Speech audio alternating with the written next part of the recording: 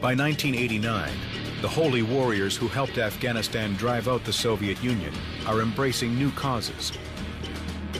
Osama bin Laden returns to his home in Saudi Arabia and uses his stature as a war hero to rally Islamic militants throughout the world. In Afghanistan, Mullah Muhammad Omar resumes his religious studies in a madrasa in Kandahar. Meanwhile, other prominent Afghan war veterans vie for political control of the new Afghanistan. Rival Mujahideen factions were united as long as they were fighting the Soviets. But now, the factions splinter and rush toward the capital of Kabul, each hoping to seize power for themselves. When we came to Kabul, Mujahideen became involved in fighting among themselves. The Mujahideen leaders can't agree to form a new government. Each commander wants to govern his own territory autonomously. Eventually, they turn their guns on each other, and Afghanistan erupts into full-fledged civil war.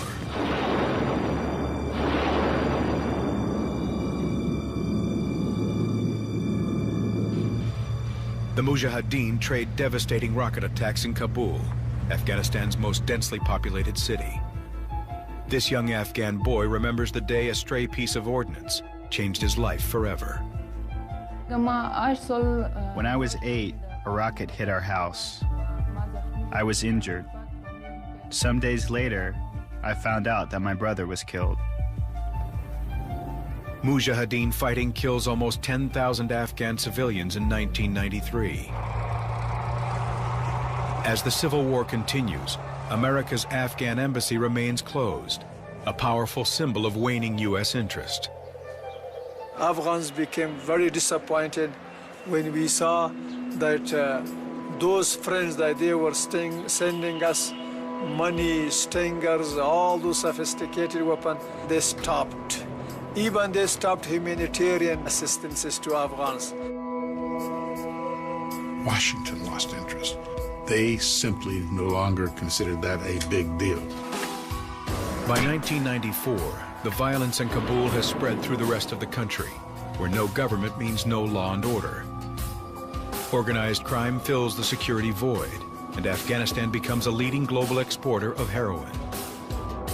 Opium poppies are easily grown here and easily smuggled out across the lawless Pakistani border. This black market for weapons also flourishes. The most powerful of the Mujahideen commanders use their military networks to control this lucrative guns and drugs business. These former war heroes now stake out turf like glorified street thugs. Afghanistan was divided into 5 different power centers. The Afghans at that time used to say that you need 5 visas to travel within the country. In the areas under their control, these Mujahideen warlords take whatever they want with no repercussions: bribes, property, and land. Mullah Zaif recalls how helpless he felt watching the local commander abuse people at will.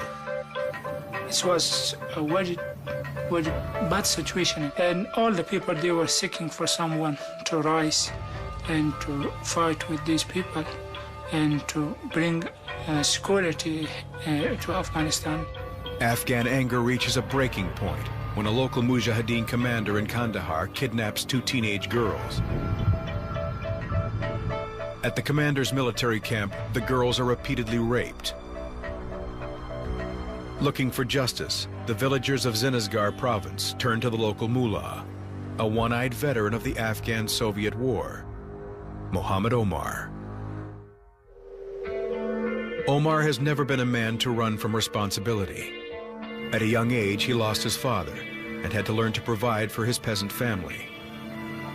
Omar spent his teenage years wandering from village to village, offering religious instruction in exchange for shelter and food. When the war with the Soviets came, Omar answered the call. His courage in battle was legendary.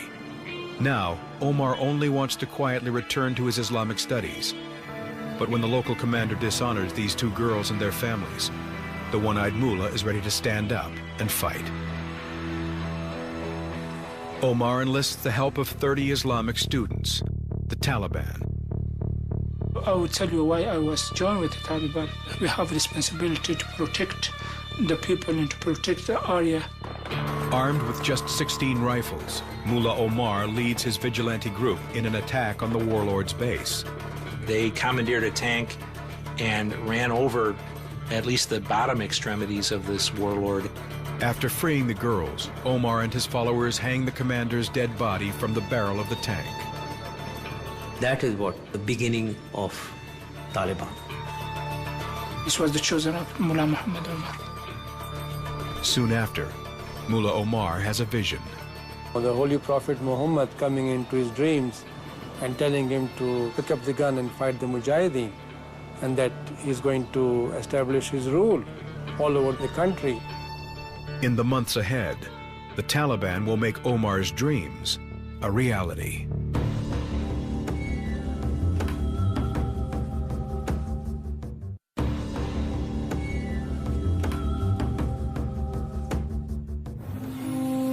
It's the early 1990s, and Afghanistan is a failed state riddled with drugs, rampant crime, and warlordism.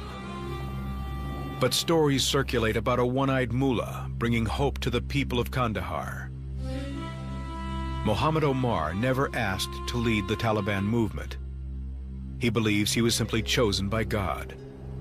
Omar has a series of mystical visions that convince him to stand up and fight the Mujahideen, responsible for Afghanistan's ruinous civil war. Omar's rise from local mullah to national prominence happens almost overnight, according to a rare few who know the Taliban leader. Nobody could imagine that this unknown fellow, poor fellow, he didn't have even a proper home. How come this person is going to defeat the Mujahideen who were armed with tanks and aircraft? At the beginning, he had only 2 or 3 followers. After 10 days, the number of people became thousands and thousands. They were coming and joining with him. The people, the Taliban choosing him because he was a trustful person. Omar's appeal is not his military or political prowess, but his deep piety. He believed that he was working at the end of time, that he was entirely in service of God as he understood God, and that his efforts to build a perfect Islamic state were in part an effort to secure his passage to heaven. Omar is a reclusive figure who seldom ventures outside his home in Kandahar. He has never met with any Western journalist or diplomat. To this day, it's hard to separate Omar, the man, from all the myths and legends that surround him. Those who know him describe Omar as quiet and shy, despite being an imposing physical presence. Because he deeply distrusts modern technology and is against all reproductions of the human form, there are few photographs of Omar in existence. He refused to be photographed for Islamic reasons. He said, cannot take pictures of human beings or living creatures. He is a rural religious figure whose beliefs are quite narrow and fundamental. Even today, many of Omar's fundamental beliefs are still the norm in southern Afghanistan. A rudimentary religious education is all that's available to many children in the area. Omar recruits his growing legion of followers from Islamic schools like this one. Young boys like these Taliban study the teachings of an 18th century desert preacher named Muhammad Abdul Wahab. Wahab believed that all forms of adornment and modernity were blasphemous. He preached that every enemy of Allah should be converted or destroyed. According to one story, when Wahab came across a woman accused of fornication, he ordered her stoned to death. This severe doctrine stands in contrast to many of the rich cultural traditions of previous and current Islamic civilizations. But Wahhabism was strongly promoted by the Saudi religious clergy, and it was Saudi Arabia that donated most of the textbooks and learning materials to the Taliban. A holy war fought in Wahhab's name helped give birth to modern Saudi Arabia. Now, a new jihad will lead to the violent rise of the Taliban. The Taliban movement has simple aims: to restore peace, disarm the population, and implement strict Islamic law. Omar's followers wear long beards, dark eyeliner and distinctive black turbans to signify their religious commitment. On November 3, 1994, this growing Taliban force moves on Kandahar. After just 2 days of fighting, Mullah Omar's followers capture the second largest city in Afghanistan, and at a cost of only a dozen men. They rise up at that moment and take over. They captured Kandahar almost without a fight. How did Omar's relatively unknown force capture an entire city without a major battle? Rumors circulate that the Pakistani Intelligence Service, or ISI, has bribed the local commander in Kandahar to surrender. After Pakistani Interior Minister Nazirullah Babar calls the Taliban our boys, suspicion grows that Omar's troops are backed by Pakistan. But two former ISI leaders deny the charges. The Interior Minister started saying these are my boys and all that, but the reality is, no, not at all. It's wrong to say that Pakistan created Taliban. Absolutely not. The Taliban is a phenomenon by itself, you can say peculiar to upon society. Other observers say that even if the ISI didn't create the Taliban, Pakistan was instrumental in Omar's rise. And I don't think Pakistan had a role in trying to raise the Taliban army initially. When Pakistan came to realize that Taliban are a growing force, they offered them food and fuel and supplies. The ISI helps Mullah Omar's troops repair huge stockpiles of sophisticated Soviet weaponry left behind in the haste of the Red Army's retreat. In Kandahar, the Taliban captured dozens of tanks, stores of weapons, helicopters, and MiG fighter jets. Omar's heavily armed troops now look to conquer more territory. In the next 3 months, the Taliban seize power in 12 of Afghanistan's 31 provinces. The bloodshed is minimal, as Afghans eager for change in their war-torn country welcome the Taliban as liberators. The Taliban have come as savior of the people. They claimed at the beginning that they will bring peace, stability, and security. They will save the people from those atrocities. So at the beginning, the people supported them. A lot of people gave their weapons, and a lot of the provinces, without fighting, they fall into their hands. 20,000 madrasa students, many of them between 14 and 24 years old, joined the Taliban's march through Afghanistan. Wahid Mozdeh was one of the young men who felt the pull of Mullah Omar. I joined the Taliban. I was one of the people who were very interested in learning about the movement. It was really secretive at that time. Mysteries continued to surround the Taliban, Mullah Omar, and Pakistan's role in the rise of the movement. But the Taliban's ambitions are right out in the open. After sweeping through the south, Omar's followers set their sights on Kabul. Just outside the capital city, the Taliban overrun the headquarters of Gulbuddin Hekmatyar, one of the two feuding Mujahideen commanders controlling the area. The other, Ahmed Shah Massoud, remains entrenched in Kabul. Ahmed Shah Massoud's front blocked the Taliban from getting the entire Afghanistan. Ahmed Shah Massoud will become Mullah Omar's arch-nemesis. Massoud is one of the most legendary fighters in Afghan history. He is the son of a colonel in King Zahir Shah's army. Like most Afghans, Massoud was raised as a devout Muslim, but he also grew up with a rare exposure to Western languages and literature. During the war with the Soviet Union, Massoud commanded a small force protecting his birthplace, the Panjshir Valley. His use of innovative guerrilla tactics helped the Afghans win countless battles against better trained, better armed Soviet troops. Even today, Massoud is still known here by his nickname, the Lion of the Panjshir. But Massoud isn't a hero to all Afghans. When the Soviet war ended, he was one of the Mujahideen leaders who helped plunge the country into civil war. Many Afghans, especially in the south, prefer Mullah Omar and the Taliban. But in 1995, Massoud still has strong support in Kabul, the longtime seat of power in Afghanistan.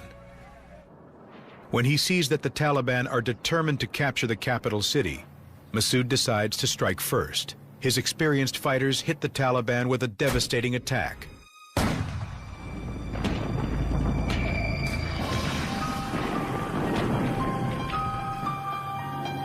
After taking at least 3,000 casualties, Omar's troops are finally forced to retreat from Kabul. It's the Taliban's first major military defeat. This was the biggest setback to the Taliban movement. Stubbornly, Mullah Omar presses on, possessed by the conviction that it is Allah's will he rule Afghanistan. On April 4th, 1996, in Kandahar, Omar appears on a balcony above more than 1,200 religious leaders. He wraps himself in a cloak taken out of its shrine for the first time in 60 years. According to legend, this cloak once belonged to the Prophet Muhammad. The cloak confers upon its wearer a ranking in Islam nearly second to the Prophet himself, Amir-ul-Momineen, Commander of the Faithful. With this lofty title, Mullah Omar assumes the right to lead not just all Afghans, but all Muslims. The Taliban movement is just the beginning of larger ambitions. Radicals like Osama bin Laden believe that Islam itself is on the march. First Afghanistan, then the entire world.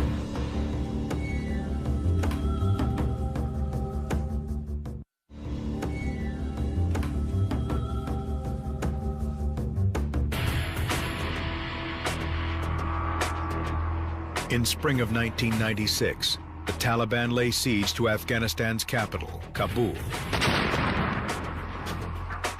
Mullah Muhammad Omar's followers pummel the city with more than 866 rockets in the month of April alone. But the forces of Ahmed Shah Massoud repeatedly turn the Taliban back. As the civil war continues to devastate the country, Massoud and Afghan President Burhanuddin Rabbani seek help from an old friend of Afghanistan, Osama bin Laden.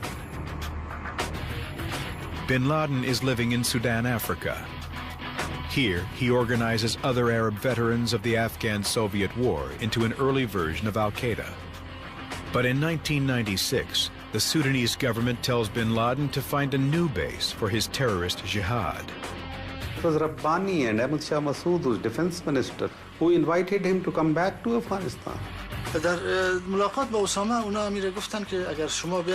He was someone who had worked with the Mujahideen in the past and was respected. They said he should mediate between them and the Taliban so that the war would be over and they would make a joint government. On May 18, 1996, bin Laden arrives in the eastern Afghan city of Jalalabad. Just months after bin Laden's arrival, Taliban forces seize Jalalabad, and now Mullah Omar controls bin Laden's new home. Bin Laden and his Taliban hosts are skeptical of each other at first. When the Taliban came to Jalalabad, he was not good with the Taliban in the beginning. Simply, they gave an asylum to him, and they told him to stay under the Taliban area, and you are a guest, you are a mujahid, and we are respecting to you to be in Afghanistan. This was the relationship between Taliban and Osama. Bin Laden had never met Taliban leader Mullah Omar, but by all accounts, bin Laden and Omar quickly developed a personal relationship. I think there is a mutual respect between the two men, based primarily on their religious beliefs and the fact that they both have fought and been wounded fighting the enemies of the faith. Former Taliban say bin Laden believes in Mullah Omar's Islamic vision for Afghanistan. Before he was thinking the Taliban, they are not good people, and after that he confessed that he was not in the right way, and the Taliban, they are the right people, they are religious and they are following the way of Islam. Osama joined the Taliban. Exactly how Omar won bin Laden's loyalty is still a mystery. But the future Al-Qaeda leader spends $3 million of his own money to bribe the last commanders standing between the Taliban and their ultimate goal, Kabul. The Taliban are now backed with money, arms, and supplies from bin Laden, Pakistan, and Saudi Arabia. Mullah Omar is about to fulfill his destiny as ruler of a new Islamic emirate of Afghanistan. On September 26, 1996, the Taliban roar into Kabul in pickup trucks with heavy machine guns mounted in their beds. Ahmed Shah Massoud knows he can't repel this overwhelming force.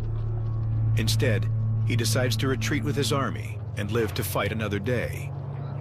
That night, scores of Taliban troops enter an empty city. Shukriya Barakzai remembers how eerily silent it was in Kabul when the Taliban first arrived. There was a quiet, there was just few cars was on the streets full of Talibans. When the Taliban was camped to Kabul, at that time I was pregnant and I was really optimistic. I was believed that, oh, that's the new life. Finally we got the peace. But soon, just after a few hours, I got to know that I was wrong. A special Taliban hit squad mobilizes within hours of entering Kabul. Their target, Najibullah, the communist leader and former Afghan president. The assassins find Najibullah and his brother in an unguarded United Nations compound. The Taliban torture Najibullah and his brother to death. Omar's followers hang the dead bodies from a traffic light. They stick cigarettes between the corpses' fingers and stuff Afghan money into their pockets to indicate the corruption and debauchery for which the Taliban have sentenced them to death.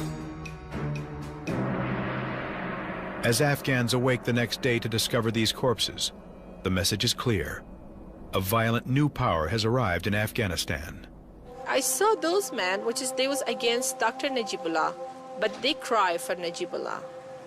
Why this violence was happened to him? What was his ideology, that's a different point. But what Taliban did, that's really bad. Who was Taliban? Who gave them rights to do that? The Taliban feel they have a divine mandate to govern Afghanistan, according to a very extreme interpretation of Sharia, Muslim religious law. Mullah Omar hopes to return the country to the time of the Prophet Muhammad, an era 1,400 years in the past. Within 24 hours of taking Kabul, Omar's followers imposed the strictest Islamic system in place anywhere in the world. Radio Kabul, renamed Radio Sharia, announces a lengthy list of new Taliban regulations. The new regime bans TV, videos, satellite dishes, music, and all games. The Taliban enforce their laws severely.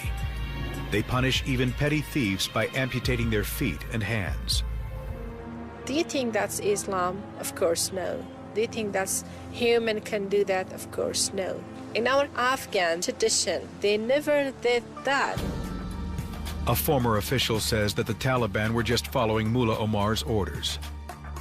It was the Mullah Omar edict to do this. Mullah Omar's edicts are enforced by a government ministry called the Department for the Promotion of Virtue and Prevention of Vice. The ministry's religious police patrol the streets in pickup trucks, flying the white flag. These Taliban are notorious for beating people in broad daylight.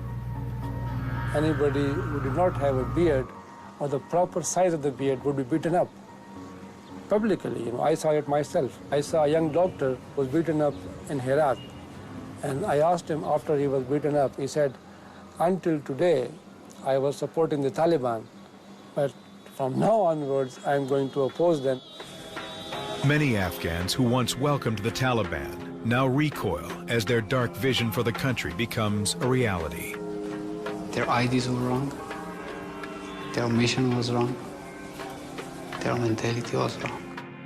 All the time the bad memories is coming with the name of Talib. The Taliban's new regulations severely limit Afghan women's rights. Mullah Omar's edict banning girls from school affects more than 70,000 female students. Omar also decrees that Afghan women cannot work outside their homes, and must cover themselves in the head-to-toe veil known as the burqa. Burqa is not in our tradition. It's not our religion. Why shall I wear burqa? Why they punish me? Why they punish millions of Afghans? When the Taliban was came, I got that women means like unhuman. This video shows the Taliban preparing to kill a woman who allegedly murdered her husband. Death is also the Taliban's penalty for lesser crimes like adultery or teaching girls. Here in Kabul's soccer stadium, the Taliban will publicly execute dozens of women.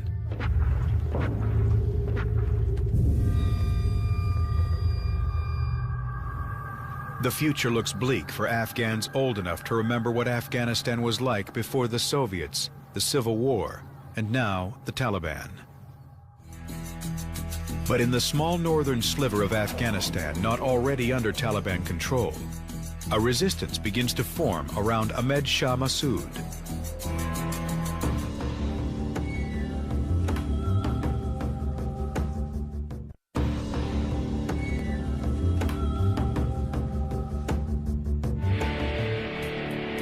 By the late 1990s, Mullah Muhammad Omar and the Taliban, his extremist Islamic regime, rule most of Afghanistan. The Taliban deliver on their promise to bring security to the country. But security comes at the cost of personal freedom.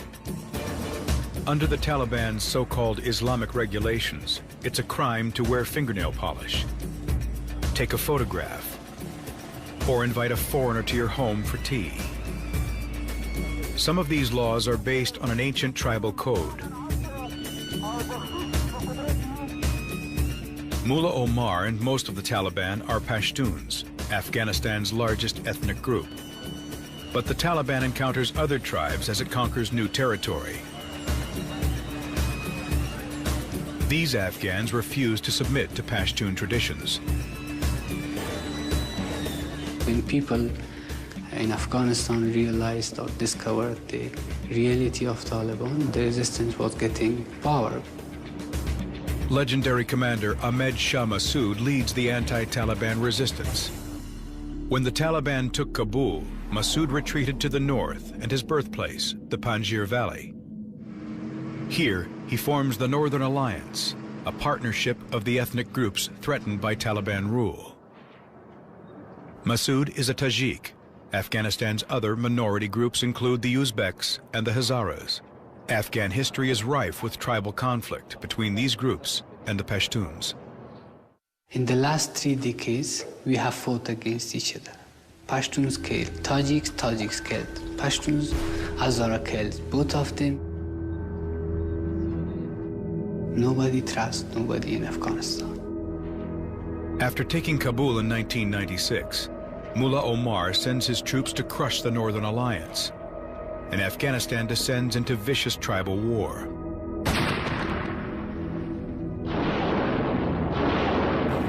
Soldiers won't be the only casualties in this ethnic conflict. The Taliban also targets civilians. Omar's followers unleash a devastating new weapon: hunger. It's the winter of 1998, and the Taliban have closed off all viable roads into the Hindu Kush Mountains. These roadblocks bar United Nations food convoys from reaching the homeland of the Hazaras, a tribe of Afghans thought to be descended from Genghis Khan's Mongol warriors. As temperatures dip below freezing, food shortages affect at least 1 million people. Starving Hazara children play a modified game of cops and robbers, in which they fantasize about ambushing a convoy of wheat and bringing it home to their hungry families. They call the game Taliban. The Hazaras were rebellious and the Taliban were meeting resistance. So Afghans tend to be ruthless when it comes to taking revenge. Revenge factor, which is in the Afghan blood. Important religious differences add to the bad blood. The Taliban are largely Sunni Muslims, while the Hazaras are mostly Shiites. Islam split into these two groups in the 7th century over a disagreement about who should succeed the Prophet Muhammad. Traditional Muslims do not view Shiites as non-believers. They're recognized as being Muslims. They're within the Muslim community. But to the Taliban, the Hazara Shiites are infidels, or worse. What you're seeing is simply the application of an interpretation of Islam that makes Shia less than human beings. Now the Taliban embark on an ethnic cleansing campaign. This Hazara woman remembers the terrible day Taliban troops came to her province. When the Taliban came and took the houses, they martyred all the men. They killed them. My brother was 10 then. They beat him in the head with a cable so much that his nervous system got damaged. In Mazar-e-Sharif, the Taliban kill at least 5,000 Hazaras, according to UN estimates. The only thing standing in the way of future Taliban massacres is Ahmed Shah Massoud. Civilian refugees soon flock to the protection of Massoud and the Northern Alliance. 400,000 people were displaced by Taliban. The only way to support these people was 2 helicopters that Commander Massoud had. The helicopters were bringing breads from Tajikistan. As Massoud wins hearts and minds, he also begins to see some success on the battlefield. The Taliban have more men and better weapons, but few in Afghanistan can match Massoud's military mind. Fazal Ahmed al-Manawi was a Northern Alliance commander. Ahmed Shah Massoud would fight using tactics and would gain a lot with a few casualties. He paralyzed the Taliban several times or caught them by surprise. With Massoud standing his ground against Mullah Omar, regional powers cast different bets on which group will control Afghanistan's future, the Northern Alliance or the Taliban. For Pakistan, the choice is simple. Generally, Taliban were Pakhtuns, and Pakistan has a geographic linkage and an ethnic linkage with the Pakhtuns. This Northern Alliance was supported by our enemies, basically Iran, India, and Russia. Now, what was the choice in Pakistan? The choice was being with supportive of Taliban. Saudi Arabia and the United Arab Emirates joined Pakistan as the only countries to recognize the Taliban as the legitimate government of Afghanistan. The Taliban also become a pet cause amongst Islamic militants, including the budding terrorist leader Osama bin Laden. Bin Laden and Omar have become fast friends during bin Laden's exile in Afghanistan. Today, former CIA officers reveal what American intelligence agencies knew about the growing connection between the two men. Bin Laden was helping Mullah Omar toughen his army in providing expertise to the Taliban about how to build highways, about how to run their economy, about how to improve agricultural production. One of the things I discovered when I went there was the extent to which the Taliban and bin Laden had more or less merged. With Mullah Omar's blessing, bin Laden opened several terrorist training camps around the Kandahar area. What bin Laden did for the Taliban is, in exchange for the territory he held and all the hospitality that he was shown in his time in Afghanistan, he gave them men. The front lines of the Taliban's war against the Northern Alliance are soon teeming with holy warriors from around the globe, the forerunner of bin Laden's terrorist army, Al-Qaeda. Many are Pakistanis. According to former CIA officers, current Pakistani President Pervez Musharraf was responsible for sending scores of Pakistanis to fight alongside bin Laden and the Taliban. Musharraf wanted his troops to gain combat experience in Afghanistan before being deployed against India in the long-standing war over Kashmir. General Musharraf was instrumental in using Afghanistan as a training ground for the guerrilla campaign in Kashmir. The freedom struggle in Kashmir, 17 years that goes on. We were killing each other on the border every day. Kashmir-bound Pakistanis, bin Laden's Arab fighters, and fresh recruits from the madrasas along the Pakistan-Afghanistan border combined to give the Taliban an enormous advantage over Massoud's Northern Alliance. Ahmad Shah Massoud was in constant trouble. He was a better tactician than any tactician they had on the other side, but he didn't have the manpower. The army of Islamic extremists arrayed against the Northern Alliance will soon prove dangerous to the entire world. These unabashedly anti-American groups continue to thrive in Afghanistan, even while their future target pays little attention. Even after the rise of bin Laden, the truth be told, you don't have a great deal of interest inside of the State Department or inside of the CIA or the Pentagon with Afghanistan. Soon, Osama bin Laden will give America a wake-up call.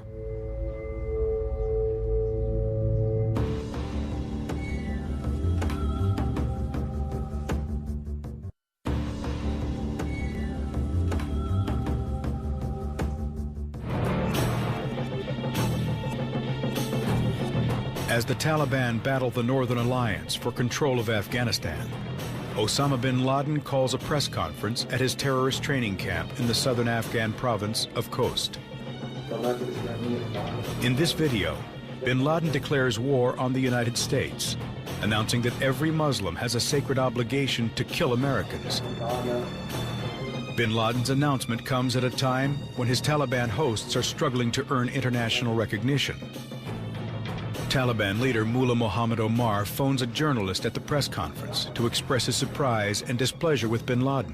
Rahimullah Yousafzai is one of the very few reporters who has interviewed both men. Mullah Omar called me from Kandahar and he asked me, was there some Taliban leader around when Mr. bin Laden was holding his press conference? I said, no, we didn't see any Taliban in that area. He was very angry. Mullah Omar said, either I am the ruler of this country or he is the ruler of this country. Omar demands that bin Laden publicly professes loyalty to the Taliban. The statement said, I support the Taliban regime. I accept Mullah Omar as my leader, as the Amir al-Mu'mineen, the commander of the faithful, and I will obey all Taliban orders and policies. Bin Laden's oath of loyalty seems to end the friction with Mullah Omar. But it isn't long before bin Laden causes new trouble for the Taliban.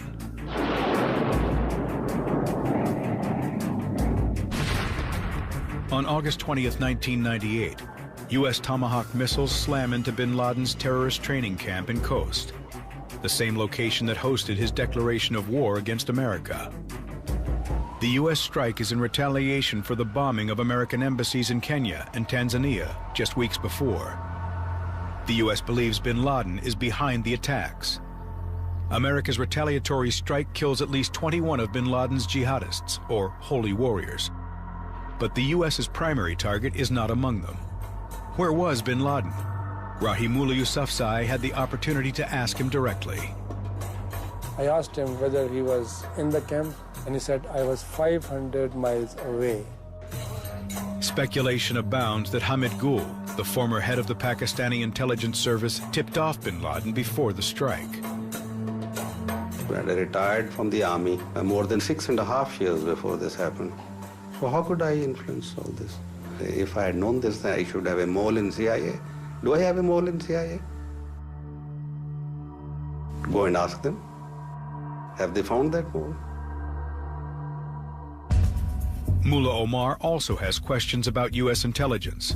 The Taliban leader can't believe that bin Laden could be capable of launching terrorist attacks from Afghanistan. Taliban was so naive.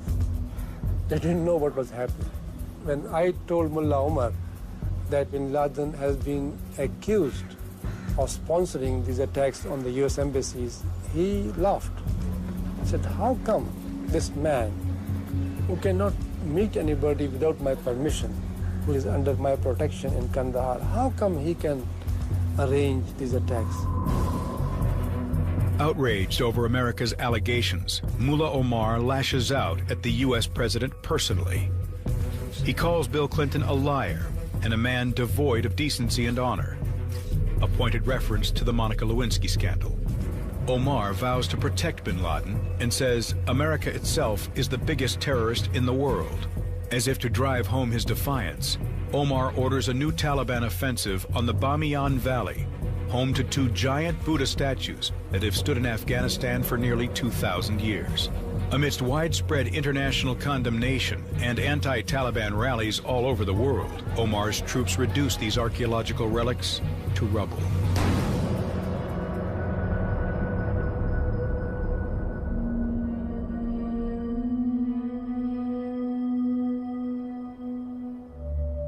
It is just the latest in a series of moves isolating the Taliban from the international community. After the East African embassy bombings, Washington begins to realize that the Taliban and Osama bin Laden are inextricably linked. There was a belief that maybe perhaps the Taliban could be separated from bin Laden. I think that view was incorrect, and it was pretty apparent by 1998. We know, for example, that even their main benefactor, the Saudis, went there and said, you should turn him over. And Mullah Omar said, you know, I only have one question for you. When did the Saudi royal family become the lackeys of the Americans? Saudi Arabia eventually withdraws financial support for the Taliban, leaving Pakistan as Mullah Omar's only remaining provider. Meanwhile, Al-Qaeda uses its Afghan base to mount ever bolder terrorist operations. Bin Laden's followers attacked the USS Cole in October 2000. An Al-Qaeda recruitment tape surfaces a few months later, with bin Laden promising more blood and destruction. Now, on September 9, 2001, the first stage of the most ambitious terrorist attack in history is underway.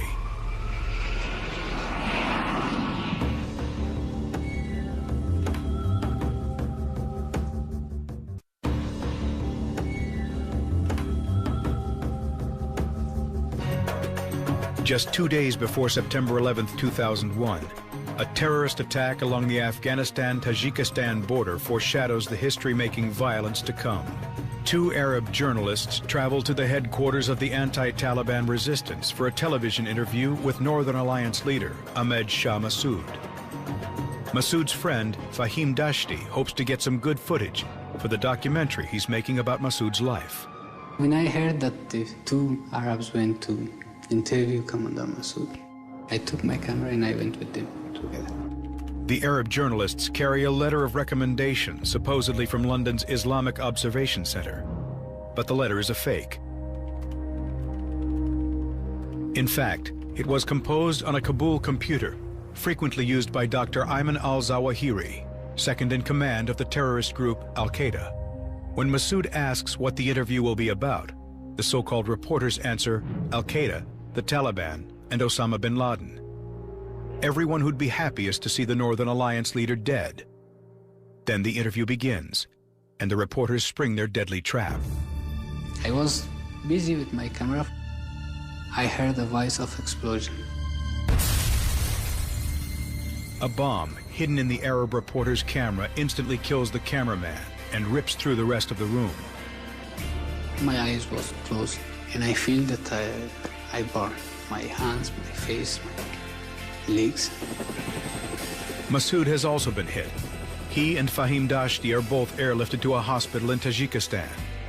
But it's a week later before Dashti hears any news about the Northern Alliance commander. In that night, my brother came and sat just beside me and told me that they were gonna make a museum for Chief. I said, what are you talking about? What is the necessity to make a museum for a live person? Then he did not say anything and he cried. And this cry was saying me everything. And I feel that we lost the real leader for Afghanistan.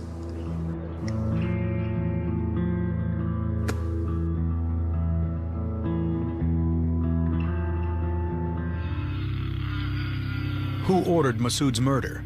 No one really knows for sure. But today, the former Taliban spokesman insists that Mullah Omar and the Taliban had no hand in the assassination. It was politic, and the Taliban denied that they were involved. And if the Taliban knows about, they will not deny it, because Massoud was enemy of the Taliban and they wanted to kill him. Taliban members allege that bin Laden and al-Qaeda acted alone. Killing Masood was bin Laden's way of repaying Mullah Omar for protecting him, says former Taliban Wahid Mozdeh. Osama thought he should do something, that if they killed Ahmad Shah Massoud, then the war in Afghanistan would come to an end, and none of the Taliban would be able to say that Osama's presence here was of no benefit to them. اسامه وجودش در افغانستان هیچ فایده برای ما نداره، فقط برای ما مشکل خلق میکنه. In his last days, Masood had traveled through Europe warning world leaders that the partnership of al-Qaeda and the Taliban was a threat not just to Afghanistan, but the entire world. Now, it's too late. Al-Qaeda's deadly attacks on New York and Washington put Osama bin Laden and his Taliban protectors in the crosshairs of a deeply wounded superpower, hungry for reprisal. On September 20th, 2001, U.S. President George Bush issues Mullah Omar an ultimatum. Tonight, the United States of America makes the following demands on the Taliban. Deliver to United States authorities all the leaders of al-Qaeda who hide in your land. Facing an impending American attack, the Taliban hold a high-level meeting to weigh their options. Mullah Zaif attends. I wanted to convince Mullah Muhammad Omar for some way of solution because I was confident that Afghanistan will be destroyed and captured by America. Omar's closest confidants say the Taliban leader is completely unprepared to deal with the crisis. The Taliban did not know that bin Laden was planning these attacks. Mullah Muhammad Omar swear that he said, I didn't know about September 11 and who was behind of that. Omar refuses to take the U.S. allegations against bin Laden seriously until he has a chance to ask him about them himself. He said, I called to Osama bin Laden and I met with him. I told him, you are involved with that or not? Osama bin Laden Mullah Omar. Osama said that he had not had a hand in the matter. He said the plan had not been made in Afghanistan and that what the U.S. was saying was not true. It was just to put pressure on the Taliban. Omar and bin Laden's relationship has been complicated from the beginning. They are strong allies, but bin Laden occasionally acts without the Taliban's knowledge or tacit permission. Still, Omar hesitates to turn over the al-Qaeda leader to the United States without clear proof of his crimes. And Mullah Muhammad Omar said, this is not suitable for us to do. This kind of treatment with our brother